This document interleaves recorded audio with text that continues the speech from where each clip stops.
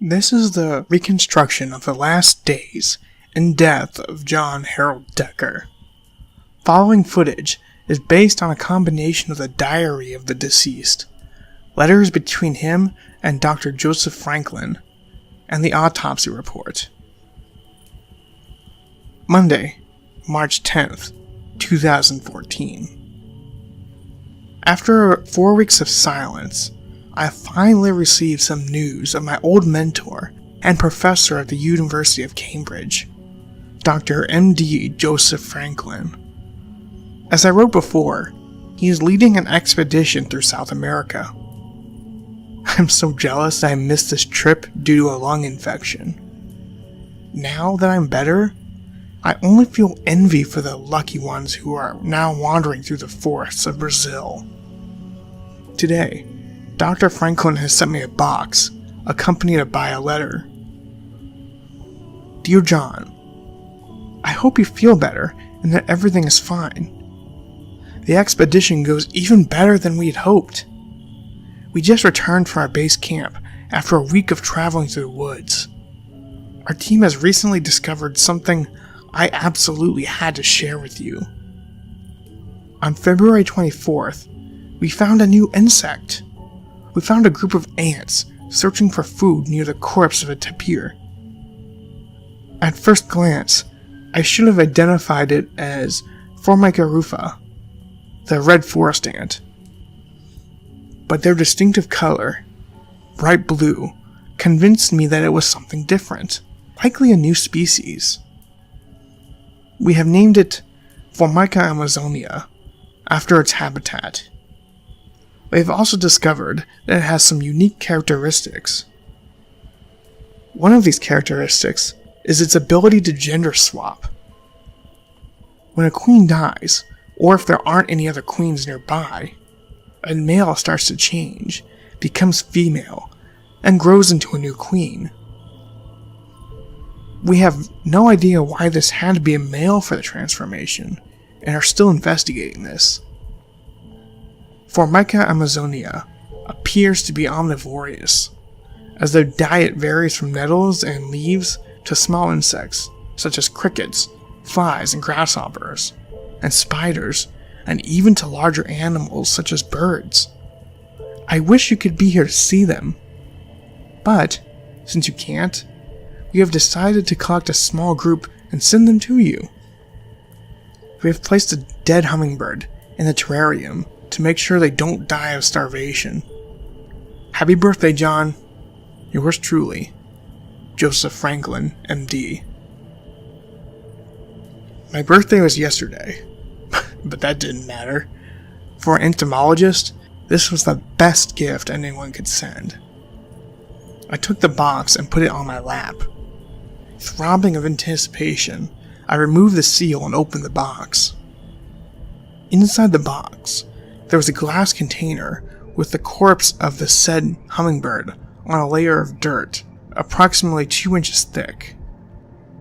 In all those situations, I should have wondered who passed this through border security. But I didn't care, as I saw the blue insects crawling.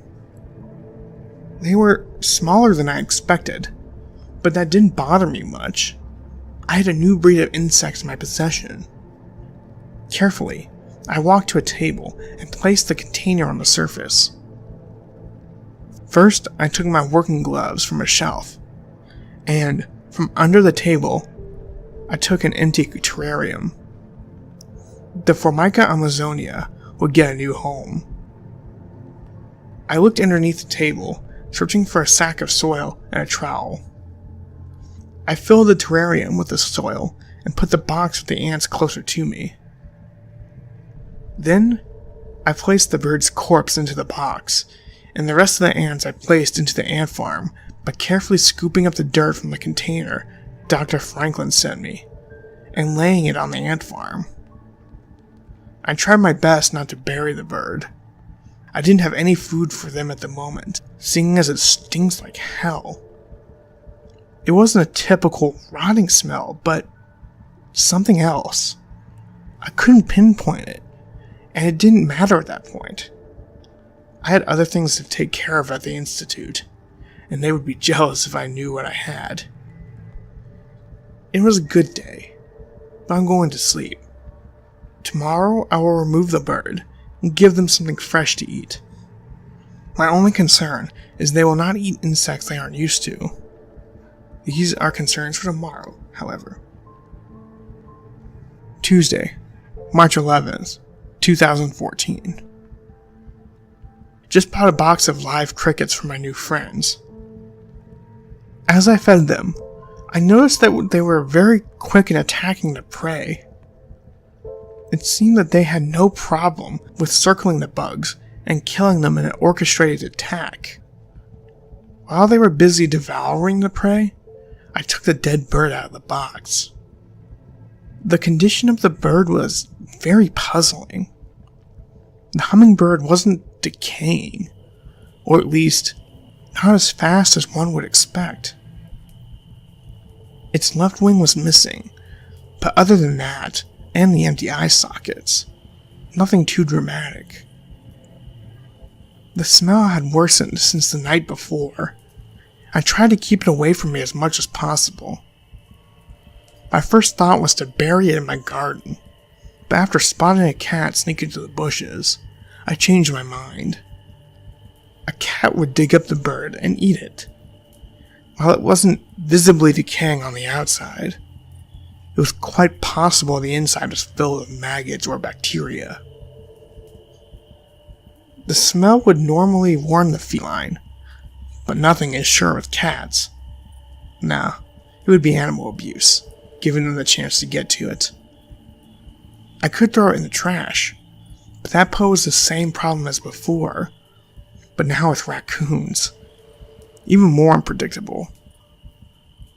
I decided to burn it. It was a bad idea, as the smell was even worse. What the hell was I thinking when I burned it? I had to use a whole can of air freshener to make it go away. I mean, I burned it on my balcony. Come to think of it, I better buy me a new barbecue. What was I thinking? As I returned to my ant farm, I noticed something strange.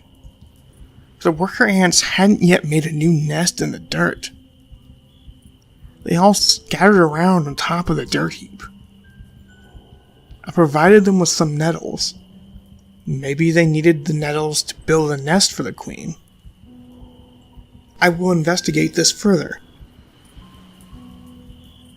Wednesday, March 12th, 2014.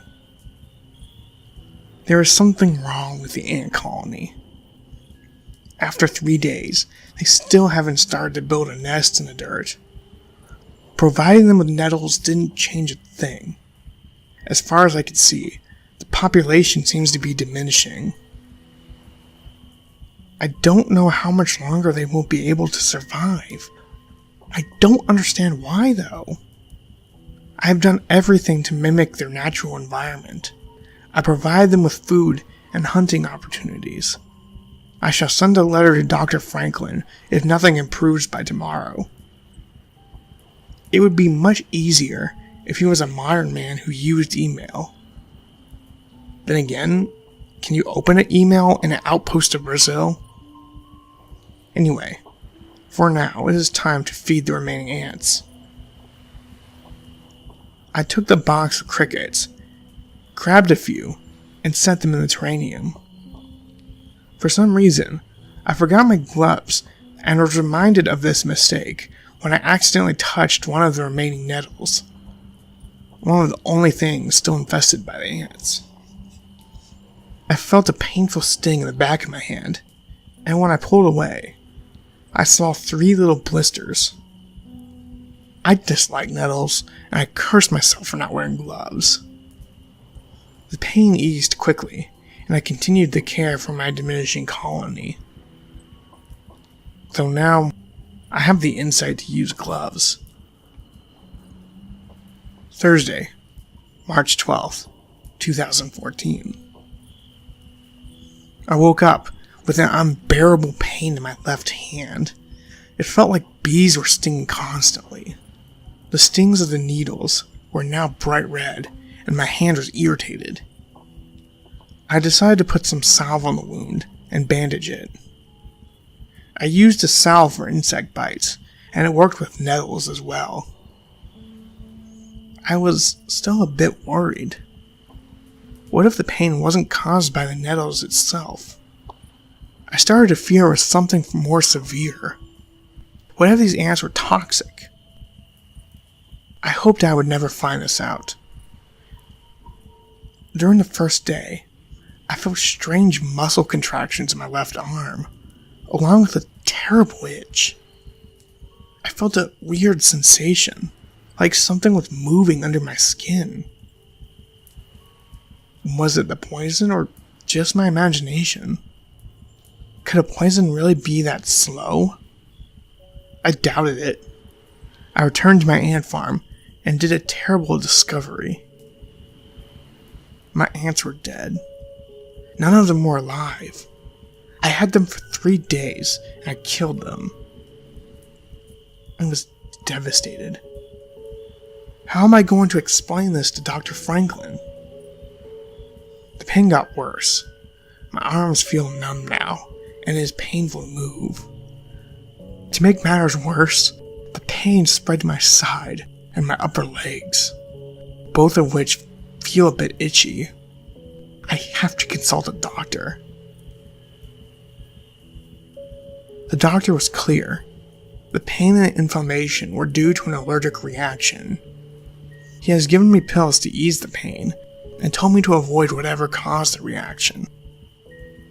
That will not be a problem. If I was allergic to the secretion of the ants, they are dead now. As for the nettles, I am no botanist. Avoiding them shouldn't be that hard. When I got home, I saw I had another letter from Dr. Franklin, likely to ask how the ants are doing. If he used email, it would be far easier to explain what has happened. But some people don't want to change. I took the letter and opened it. The letter was short, hasty written, and terrifying. Dear John, I have an important message about the ants. You better be careful with these creatures. 3 days ago, we met up with a nomadic tribe. At first, they were very friendly and polite to us, until one of my colleagues mentioned the ants. After explaining what he said to the tribe, and showing them our discovery, they reacted hostile. They forced us to leave, and asked us to never return. They made it clear that if we disobey their wish, they would use violence against us. Something about these ants made them scared, despite the fact it seemingly can't survive very long in captivity. Remember to be very careful. Yours truly, Joseph Franklin, MD.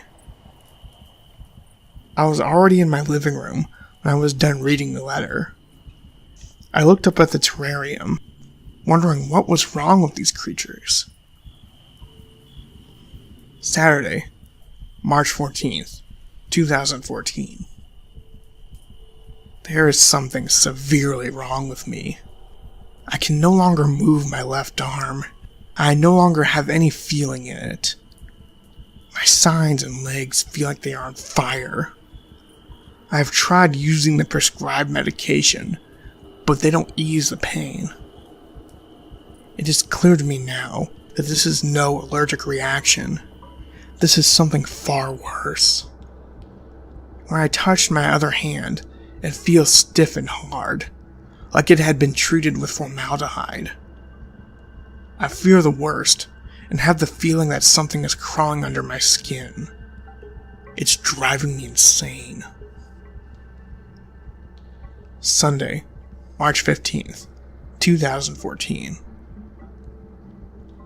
For all who read this, there is something wrong with these insects. Don't try to find them. Don't try to bring them into your home. And whatever you do, don't touch them. Being unable to move my legs, my left arm, and for that regard, most of my body, I finally realized what is happening to me. I now realize how the ants survived their trip to California but didn't live long after arriving here. I now realize why they didn't make a nest in the dirt. I now realize I was indeed bitten by the ants. I want to remove the bandages around my arm to see that I'm wrong, but I'm too frightened to do it. I know that I'm not wrong. I know that my end is near. Please fulfill my last wish and cremate me once I die. Autopsy Report. Friday, March 24th, 2014. Hello, I'm Dr. Mark Galloway, pathologist. The patient's name is John Harold Decker, age 32. The patient was found after neighbors were afraid that something terrible had happened, as they hadn't seen Decker for a week. They noticed a strange stench coming from his apartment. When the police and the paramedics arrived in the building, they found the deceased on his bed with a diary in his right hand. Besides the defecating of the body, there was no signs of decay. The source of the stench seemed to be coming from the body, a strange, chemical smell, like formaldehyde. It still remains unsure how this came to be. Now is the time to see what happened to him. I'll begin with a full body check. Bruises and marks can indicate the use of violence that resulted in the death of Decker. It's strange though. When I feel the limbs of the corpse, they are stiffer than they should be. I see no signs of necrosis and no signs of violence. The only indication of the cause of death are 3 little white dots on the man's left hand. It appears the bite of an insect. I will now remove the bandages on his left arm. What I now witness is something I've never seen in my entire life. It appears that an ant colony has been formed inside the man's body. The insects had created tunnels under the man's skin, flesh, and fat tissue. Under the bandages, the skin is gone, exposing the entrances to these tunnels. The arm has the same stiffness as all of his other limbs. I'm scared of what I will see.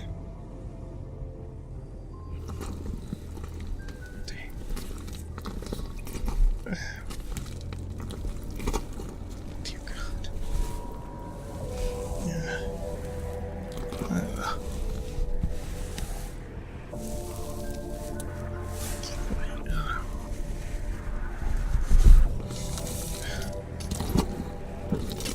The same story with his other limbs. The ants had infested his body and created tunnels in the man's flesh, fat, and even his bones. All seems to be conserved, seemingly treated by formaldehyde. It does explain the smell, but how is this possible? No creature on Earth has the ability to do this.